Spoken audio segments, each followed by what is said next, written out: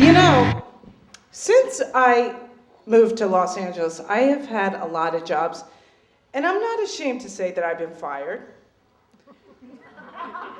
from almost all of them.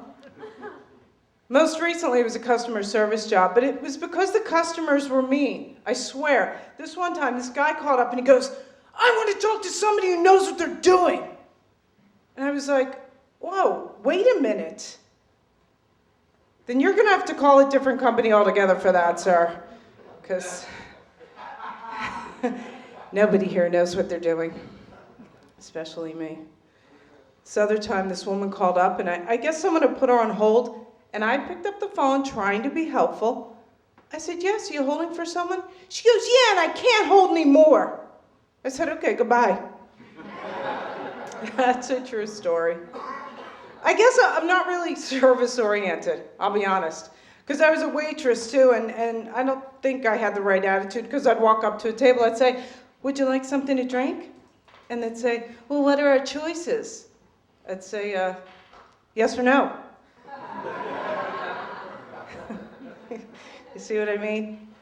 I was a bartender, too. Now, that's definitely a little better, because, at least you get to be drunk. But you're also promoting drinking to strangers, which I'm all for, because, back me up on this, I think drinking has had a positive effect on our sex lives. We would all have less sexual partners if it weren't for alcohol, right? I know my list would probably go down to 250, 300 tops. But I'll tell you what, my mother even knows the positive effects of drinking. Before the first time I ever had sex, she goes, "You should probably have a couple of drinks because it might hurt." Yeah, it hurt all right when I hit my head on the dumpster. You know what I mean? I don't know. I have had a lot of jobs. A long time ago, I was a nude model for an art school. I swear. And it's actually harder than you would think, because sometimes you have to hold those poses for a really long time. And I'll tell you what, you would be surprised at how hard it is to keep your feet behind your head for 4 hours. It ain't easy, people. And it ain't pretty. What else? I was a telemarketer for half a day. And then I was like, yeah, I can't be one of those. And I actually figured out a way to get telemarketers to hang up on me. And you can use this if you want.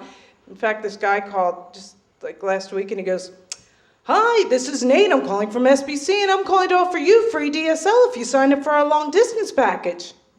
And I said, "What are you wearing?"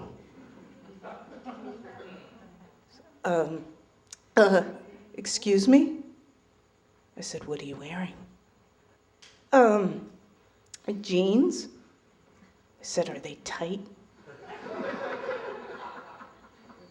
He said, "Ma'am, I'm calling to offer you free DSL if you sign up for our long distance package." "Is it a big package?"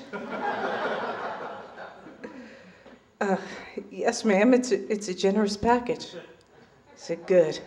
And I want you to touch that package." And he hung up on me. So if, anybody wants to use that, feel free. You have my permission. So, I'll tell you, one of the problems I've been having lately, I've been trying to drop a few pounds, and it's hard. I mean, a lot of us struggle with that. And then I read some health magazine. If you're trying to lose weight, you have to limit your alcohol intake to 3 drinks a week. I'm like, 3 drinks a week? I had 3 drinks at lunch today. I mean, at that rate, come on, I will never reach my goal weight, which totally sucks, because I think I would look great at 87 pounds. I mean, come on, with my bones sticking out, come on, it would be totally cute. I would, I'm going to be honest, I would love to be anorexic or bulimic. I just don't have that kind of discipline. But let me ask you this. Do you ever eat when you're bored? There's just nothing to do, so, you eat? Because I know I do. In fact, that's why whenever I'm on the treadmill, I make sure I have a bag of Cheetos. It just makes the workout go a little faster. What else did I want to tell you about this global warming? that we've all been hearing about. That's a major problem we're all facing. And I figure, you know what? I can only do my part. That's all anybody can do. And they say that one way we can combat global warming is to conserve energy. So naturally, I've been napping a lot more. You know, just trying to do my part. But, you know, there's so many issues going on right now in our country, like this whole illegal alien thing. That's like a big, you know, people are very divided. Some people are like, send them back. Other people are like, let them stay. I say let them stay. Because anybody who invents the piñata is okay with me. Because I love the idea of beating something mercilessly with a stick and candy falling out. I mean, that's fun stuff. But I will say this. If they're going to stay, I think that they should learn English. Because, quite frankly, I'm tired of pressing 1.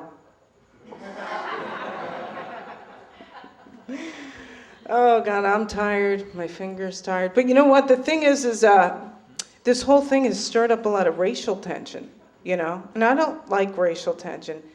And I had a racial incident not that long ago. I was down in Texas with my boyfriend who's black. And this redneck comes walking right up to us, and he looked at me and he goes, "You ought to be ashamed of yourself." And he looked at my boyfriend and he goes, "And you ought to be hung."